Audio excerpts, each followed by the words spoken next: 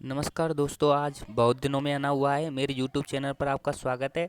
जैसे कि आज एक अच्छी वीडियो लेके आया हूँ। इसमें आपको एक प्रश्न शो कर रहा होगा स्क्रीन पे। जो प्रश्न मैंने ये लिखा हुआ है, ये बहुत बार MSc फाइनल ईयर के लिए माइक्रोवेव में पूछा गया है। जो आपका लास्ट पेपर है माइक्रोवेव, उसमें इसको पूछा जाता है बहुत बार, और इस बार भी इसके बहुत बहुत चांस हैं। ठीक है। तो 2021 के लिए बहुत ही महत्वपूर्ण प्रश्न आपकी स्क्रीन पे। तो ऑब्टेन द क्वालिटी फैक्टर या Q factor of a cavity resonator and explain all three type of coupling coefficient. इसमें हमको क्वालिटी फैक्टर के बारे में पढ़ना है थोड़ा सा, और उसके तीन प्रकार की जो कपलिंग कॉएफिशिएंट होते हैं उसके बारे में थोड़ा सा बताएंगे।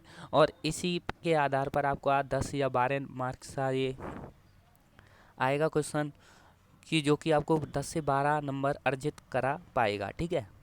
तो आंसर की तरफ बढ़ते हैं कि quality factor of rectangular resonator is defined by. जो अपना क्वालिटी फैक्टर है उसको कैसे डिफाइन किया जा सकता है कि Q बराबर omega multiply with energy of power stored in per unit length, energy और power loss per unit length, इन दोनों का अपॉन करना है अपने को, और W से मल्टीप्लाई है। सिंपली इसको हम एनर्जी पावर स्टोर्ड को हम कैपिटल W से लिख सकते हैं, और जो P है यहाँ पर वो एवरेज पावर लॉस है। ठीक है, इतना अपने को करना है और पहला इक्वेशंस आपका प्राप्त हो जाएगा। आगे आपको एट रेजोनेंट फ्रिक्वेंसी पर क्या करना है कि the electric and magnetic energy, जो अपने पास इलेक्ट्रिक और मैग्नेटिक एनर्जीज हैं, इक्वल होती हैं एंड इन टाइम क्वाड्रेचर, और जो टाइम का जो क्वाड्रेचर बनेगा उसमें ये हमको क्या प्राप्त होंगी, इक्वल प्राप्त होंगी। और total energy stored in the resonator be obtain be integrating the energy density over the volume of resonator. So mod of E and mod of H are peak values of field intensities. अब ये simple सी जो भाषा लिखी हुई है ना, ये आपको ज़्यादा इस पे दिमाग नहीं लगाना है, बस आपको रट के चले जाना है। यदि आप रट लो तो बढ़िया है, नहीं तो आप सीधा ये भी लिख सकते हो कि W E बराबर इंट्रीगेशन हो रहा है एप्सिलॉन अपॉन 2 का मॉड ऑफ E² dB, और WM इक्वल टू इंट्रीगेशन भी μ/2 mod of H² dB equal to capital W। मतलब जो भाषा में लिखा हुआ है वही ये इक्वेशन रूप में आपको प्रस्तुत किया गया है। ठीक है। तो इसमें घबराने वाली बात नहीं है, सिंपल सा लॉजिक है, वो आपको समझना होगा, और लिख के आए तो आपके लिए बढ़िया है, जिससे आपको नंबर पूरे मिलें। ठीक है। आगे हम चलते हैं थोड़ा सा। The average power loss in the resonator will be. जो रेजोनेटर के अंदर जो एवरेज पावर लॉस होता है ना, उसको हम लिखेंगे कि P बराबर RS/2 integration of surface HT mod का square DA। Number third equation आपको प्राप्त हो जाएगी। अब यहाँ पे जो HT का मॉड है ना, वो है peak value of tangential magnetic field intensities, and RS is the surface resistance resonator. अब अपने को 3 और 2 से मान, जो अपने पास थर्ड इक्वेशन प्राप्त हुई थी, W का मान हुआ था, और 2 में W का मान प्राप्त हुआ था, और 3 में हमको ये P का मान प्राप्त हुआ है। इन दोनों को हम पहली इक्वेशन में रखेंगे। पहली इक्वेशन क्या आती है अपनी, पहली इक्वेशन में आपने लिख देता हूँ यहाँ पे कि Q बराबर small W capital W upon P। सही है। P यहाँ पे एवरेज लॉस हो जाएगा, W एवरेज पावर लॉस हो जाएगा। ठीक है। तो ये अपने को सिंपली पुट करनी है और कुछ नहीं करना। ये अपनी फोर्थ इक्वेशन प्राप्त होगी अपने को। अब यहाँ पे हमने क्या किया है कि peak value of magnetic field intensity is related to the tangential and normal component. दो प्रकार के कंपोनेंट होंगे अपने पास, एक तो टेंजेंशियल होता है, एक नॉर्मल कंपोनेंट होता है। तो दोनों को जब कंबाइन कर देते हैं तो टोटल अपने पास कंपोनेंट अपने प्राप्त हो जाता है। तो वो यहाँ पे प्रस्तुत किया गया है। और Bihar HN is the peak value of normal component magnetic field intensity. ठीक है, नॉर्मल कंपोनेंट के लिए HN हो गया, और HT है तो टेंजेंशियल के लिए हो जाएगा। बस सिंपली बात याद करनी है और कुछ नहीं। Quality factor of a cavity resonator can be express as.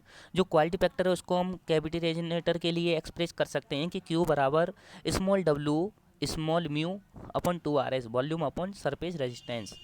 ठीक है। आगे हम देखते हैं आगे क्या कर सकते हैं थोड़ा आपके लिए। यहाँ पे है कि and the resonant frequency of unloaded cavity resonator are, अर्थात फ्रिक्वेंसी के बारे में बात कर रहा है कि फ्रिक्वेंसी आप जानते हो 1/2 पाई अंडर रूट में एल सी, ठीक है। नंबर 7 क्यू नॉट, यहाँ पे omega not L upon R लिया हुआ है। ये आपको थोड़ा सा ध्यान देने योग्य बातें हैं कि and loaded Q L of the system will be Q L equal to omega not L R plus N square Z G. अब यदि हम N R square N square Z G है, देखिए ये है कि क्यू एल बराबर omega not L upon R plus N square Z Z G, ठीक है। तो इसमें यदि ये आर है, इसका हम क्या कर दें, यहाँ पे डिवाइड कर दें आर का, तो यहाँ पे क्या हो जाएगा, 1 हो जाएगा, यहाँ पे 1 हो जाएगा। इसको इस वाली टर्म को हम क्या मान लेंगे, इस वाली टर्म को हम के मान लेंगे, के, ठीक है। देखिए यही किया हुआ है आगे, क्यू एल बराबर क्यू नॉट 1 प्लस के, मतलब आर का डिवाइड करके सिंपली हमने 10 इक्वेशन प्राप्त की है, ठीक है। वेयर के यहाँ पे डिनोट भी किया गया है इसको कि के इक्वल्स टू क्या होता है, N square Z G upon R coupling coefficient of the system. ये कपलिंग कपसेंट कहलाता है, यही अपने को प्राप्त करना था। अब यहाँ पे 3 प्रकार की कपलिंग कपसेंट हो सकती है, देखिए, क्योंकि इस वाले समीकरण से को हमको देखना है और सिंप्लीफाई करना है। एक बार के की वैल्यू हम क्या करेंगे, 1 कर देंगे, ठीक है, ये हो जाएगी। एक बार के की वैल्यू क्या कर देंगे, रो कर देंगे, ठीक है, रो। और एक बार आगे जाके हम के की वैल्यू 1/रो कर देंगे, ठीक है। तो इफ के इक्वल्स टू 1 व्हेन, जब क्या होगा, resonator is method to the generator, जब रेजोनेटर एक जनरेटर का काम करता है, जब हम के बराबर 1 लेंगे, ठीक है। The loaded Q L bill भी क्या हो जाएगा, क्यू एल 1/2 क्यू नॉट हो जाएगा सिंपली, ओके।